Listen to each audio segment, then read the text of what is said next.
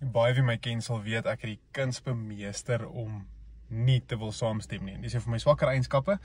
Ook ek moet sê dat die persoon wie ek die minste mee saamstem is myself, maar mens moet aan werk. Jy moet jou swak eienskappe moet uitgelig word en die mens moet sê, okay, hoe verbeter ek dit? So dis waar wysheid inkom.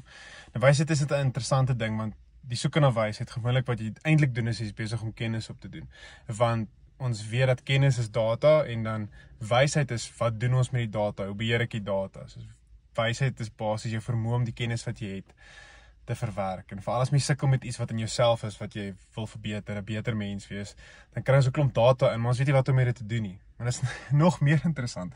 Dit raak eintlik jou eie vyand, want studies wys dat hoe meer aktief jou brein word, hoe meer data aan jou brein is, hoe slimmer jy probeer word, hoe meer half oorskadu dit jou bewussyn. In Engels praat hulle van jou consciousness begin agter te beweeg as jy al daai kennis begin opdoen. Dis baie keer sal jy hoor oor die wettisisme of jy spandeer so baie tyd in dit of in die jy ken al die verse in die Bybel, maar jy ervaar nooit Jesus nie. En dis die gevaarlike ding. So wat doen jy dan nou? Moet jy meer kennis opdoen om 'n wyser te word of jy minder kennis opdoen en meer net ervaar, meer net beleef en meer net vertrou? Dis bring my by 'n baie mooi stuk in Spreuke 3. Miskien kan jy nou 'n bietjie tyd daarin spandeer. Gaan lees dit, want dit het alles te doen met wysheid, maar soveel meer. Dis hierdie klein goedjies, groot goedjies, ongelooflike goed, wat eintlik niks met jou uit te waai het nie.